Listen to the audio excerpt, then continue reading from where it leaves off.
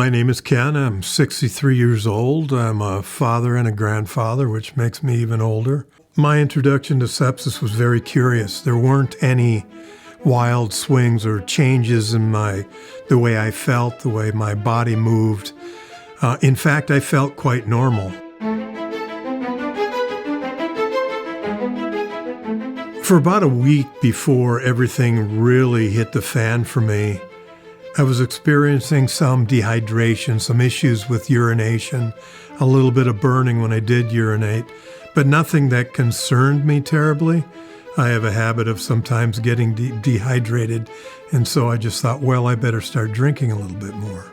It wasn't until the day that it really hit me that things turned badly in a real hurry. That is, within a period of just 15 minutes, I went from feeling really fine, pretty good, strong, to starting to shake a little bit, to the point where I couldn't operate the mouse on my laptop anymore.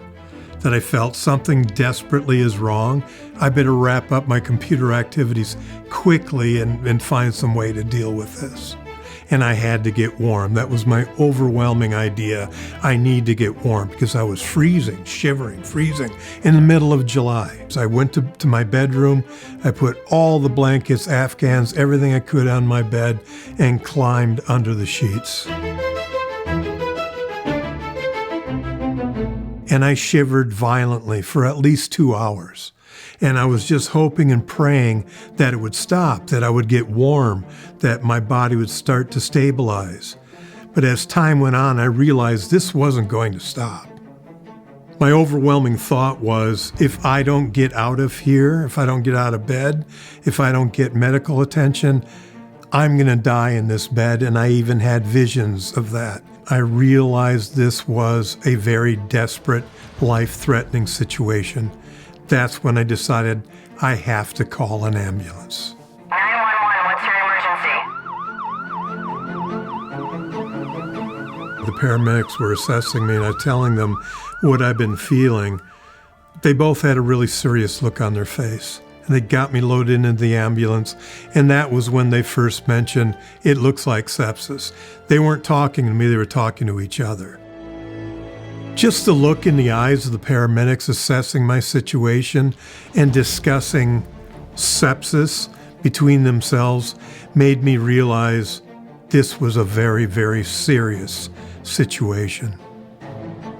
When I arrived at the hospital, it was pretty quick and apparent from the looks on the doctors' faces that I was a very serious case. Talking about my history with the doctor and some of the issues with pain and some bleeding a week prior to the sepsis, the doctors were fairly certain that I had passed a small kidney stone, that had started the process of infection in my kidney, and that had progressed rapidly into infecting my bloodstream. You know, I have a history of kidney stones, so this was not my first rodeo. Most of the time I end up passing them just fine. Sometimes I've been taken to the hospital to have them removed. Prior to this event, my knowledge of sepsis was limited to what I had seen on medical TV shows. It never entered my mind that anything like a kidney stone could progress so quickly to the point of threatening my life. After numerous blood and urine tests, it was fairly quickly determined that E. coli bacteria was the source of this infection that had started in my kidneys and quickly moved into my bloodstream. My doctor told me that E. coli is something that's always in our system, somewhere. But our body's natural defenses usually fight it off pretty readily, and it's not an issue.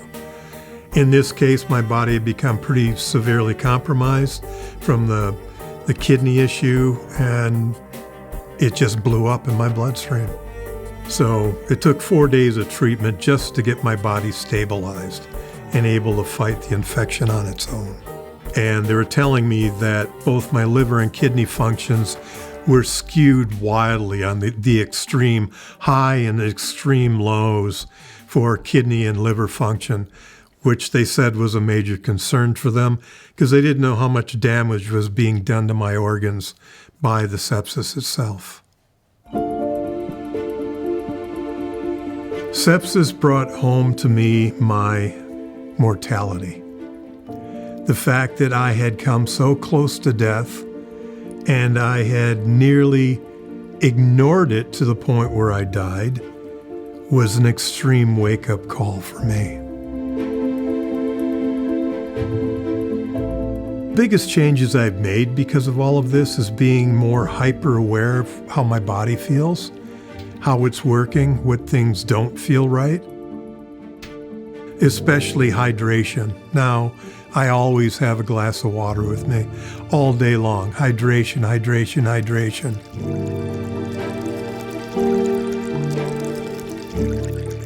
I've never been so hyper-vigilant about my health in my life.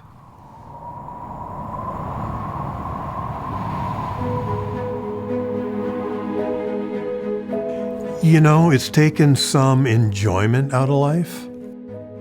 Now I make pretty regular forays to my primary doctor for blood tests because I've been told that I really need to keep a tab on my organ damage, specifically my kidneys, my liver not so much. It seems to have recovered over time. But the kidney damage is something that doesn't repair. It's a lifelong issue and something I'm always going to have to closely monitor. What I've learned from sepsis is that one, this can happen very rapidly. I wish I had been more prepared. I wish doctors had told me this could happen because it was not at all on my radar. Having kidney stones over 5 or 6, 7 years had just become a routine in my life. I really wish one doctor at least had said, these kidney stones are more serious than you're aware, so pay attention to the symptoms. I did not.